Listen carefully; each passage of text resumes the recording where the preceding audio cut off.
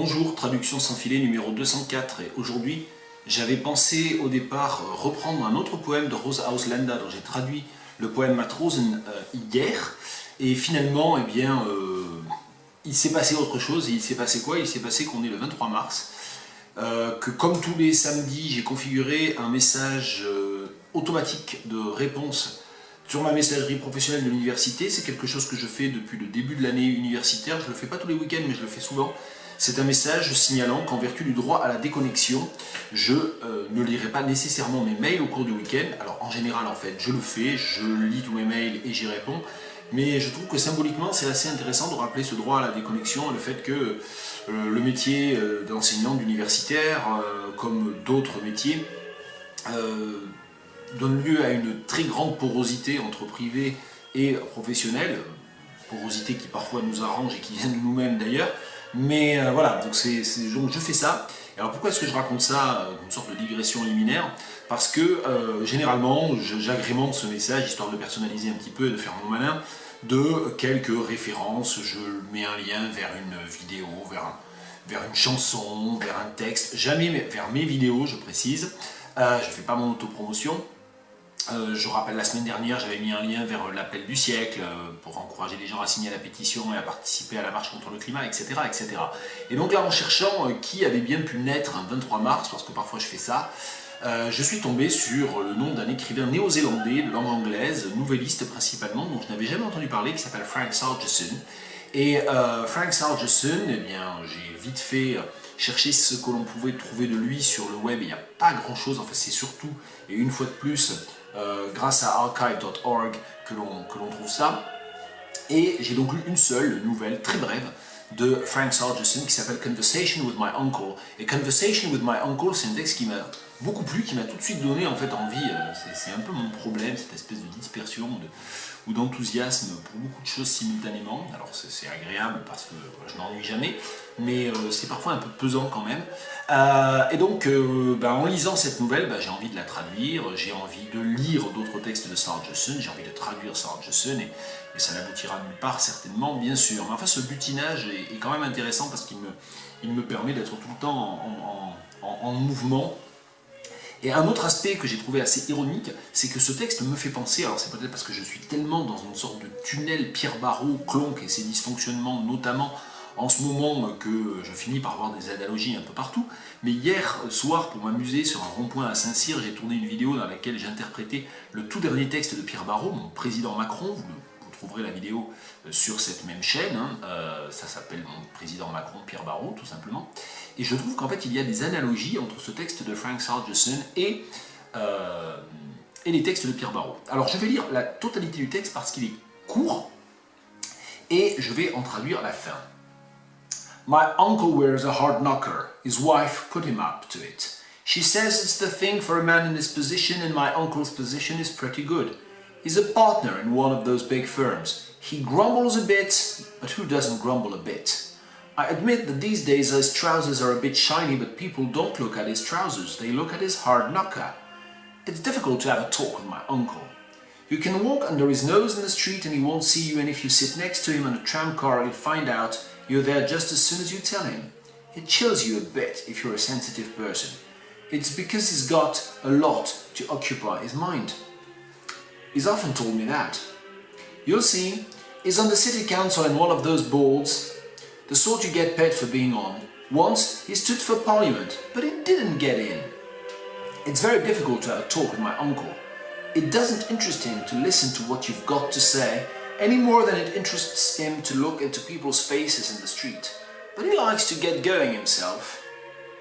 I know we're all like that a bit, but all of us aren't as commonplace as my uncle. Oh Lord, I hope not. He never reads a book, well, just a murder story now and then. I've tried talking about lots of things with my uncle, but it's too difficult. Once I asked him, suppose he went to a picnic and there was only one banana each, would he try to get 2 bananas for himself? Or 3 or more? He said he never went to picnics. Now, you might think my uncle was trying to be funny. He wasn't. He can't suppose. So I said, say anyone went to a picnic, they wouldn't try to monopolize the bananas, would they? Not if they were decent. He said, no, of course not. And I asked him, what about the social picnic? Social picnic? He repeated the words. He didn't understand and I had to leave it at that. He was so puzzled I felt sorry for him. Once or twice, I've tried talking to my uncle about risky subjects, just out of devilment. He's an ascetic, my uncle is. He eats only a few mouthfuls of food a day. He's very thin, very cold to shake hands with. His wife says his hard knocker is the thing for a man in his position. I say it's the thing for a man with his asceticism too. He dislikes me when I bring up a risky subject. He says, change the subject. A decent man doesn't let his mind dwell on those things. He looks very serious, very responsible. Oh Lord, it's a good job everybody isn't like my uncle. We don't want a world full of dead men walking about in hard knockers. Et la raison pour laquelle je choisis de traduire la raison pour laquelle j'ai lu tout le texte, c'est parce que pour ceux qui comprennent l'anglais ou qui comprennent mon anglais, je sais pas trop, c'est bien de l'avoir. J'essaierai de mettre le lien aussi vers le texte, vers l'ensemble du recueil sur archive.org en dessous dans la description de la vidéo. Et n'oubliez pas de vous abonner, je le dis par parenthèse. La raison pour laquelle je traduis la fin, c'est parce que c'est vraiment la fin qui moi me paraît la plus proche en fait de ce que je lis de Pierre Barreau en ce moment. Donc voilà, il y avait une sorte d'écho assez amusant. C'est un exercice de traduction pas inintéressant non plus. En improvisation toujours, la seule chose que j'ai vérifiée c'est hard knocker parce que j'avais pas compris. Et toute la nouvelle repose sur le fait que ce personnage qui est le summum du citoyen lambda, qui est le type, alors vraiment c'est pas l'homme sans qualité de Mousine, c'est l'homme plat, c'est l'homme mort comme on l'a dans la conclusion, dans la chute. Comment dire, ce hard knocker, j'ai dû vérifier, c'est un terme d'anglais néo-zélandais, donc je ne parle pas le néo-zélandais couramment, et donc c'est bowler hat, donc c'est un chapeau melon, donc c'est un homme avec un chapeau melon, donc ça reprend aussi un petit peu le trope de l'homme ordinaire, de l'homme sans visage que l'on trouve dans les tableaux de Magritte avec la représentation du chapeau melon. Et, une fois de plus, ça rejoint quoi? Ça rejoint la couverture de Clonk et ses dysfonctionnements, décidément, avec ce personnage qui a une tête qui est un volant de badminton démesuré, avec un tout petit chapeau melon dessus. Je vous renvoie à la couverture de Clonk et ses dysfonctionnements.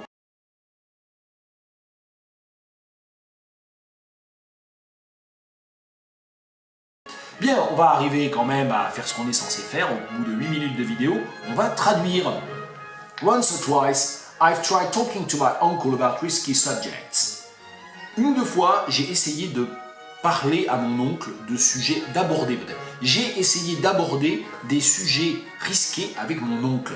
Just out of devilment. Alors, devilment, c'est une suffixation, littéralement, diable, diable plus un suffixe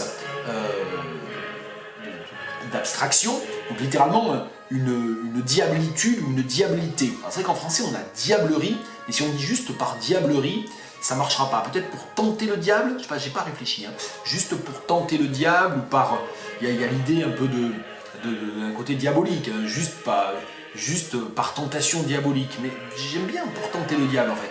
Juste pour tenter le diable, il y a un côté pour m'amuser à ses dépens, si c'est ça que veut dire ce out of devilment. Is an ascetic, my uncle is. C'est un ascète, mon oncle. He eats only a few mouthfuls of food a day. Il ne mange que quelques morceaux. Comment on dit mouthfuls? Une mouthful, c'est une bouchée, voilà. C'est comme en français en fait, mouth. Mouthful, bouche, bouchée. Il ne mange que quelques bouchées de nourriture chaque jour. He's very thin, il est très maigre, very cold to shake hands with, et là on ne va pas pouvoir calquer le to, la structure infinitive. Il est tout froid quand on lui serre la main. His wife says his hard knocker is the thing for a man in his position. Son épouse dit que son chapeau melon est l'objet idéal pour un homme, ou l'accessoire idéal peut-être, pour un homme dans sa situation. I say it's the thing for a man with his asceticism too. Pour ma part, je pense que c'est l'objet ou l'accessoire idéal pour un homme doté de son ascétisme, pour un ascète dans son genre peut-être, ouais, pour un ascète dans son genre. He dislikes me when I bring up a risky subject. Il ne m'aime pas ou il n'aime pas que j'aborde des sujets risqués. He says, change the subject. Il me dit, change de sujet. A decent man, il me demande de changer de sujet. Je crois qu'en français, on va utiliser une tournure de style indirect ici. A decent man doesn't let his mind dwell on those things. Un homme comme il faut ne se permet pas de réfléchir à de telles choses. He looks very serious, very responsible. Il a une allure très sérieuse et très responsable. Oh Lord, it's a good job. Everybody isn't like my uncle. Seigneur, c'est un vrai soulagement ou c'est comment on dirait it's a good job? Ça tombe bien peut-être. C'est sous-traduit quand même. Ça tombe bien que tout le monde ne soit pas comme mon oncle. We don't want a world full of dead men walking about in hard knockers. Personne ne veut d'un monde rempli d'hommes morts. Il faudrait garder men quand même parce qu'il y a un côté masculin. Enfin voilà, c'est une critique des hommes, hein, des hommes sérieux quand même. Personne ne veut ou nous ne voulons pas d'un monde plein, rempli d'hommes morts qui se promènent en portant des chapeaux melons. Voilà pour cette traduction de Conversation with My Uncle, de la fin de Conversation with My Uncle, une nouvelle brève de Frank Sargeson.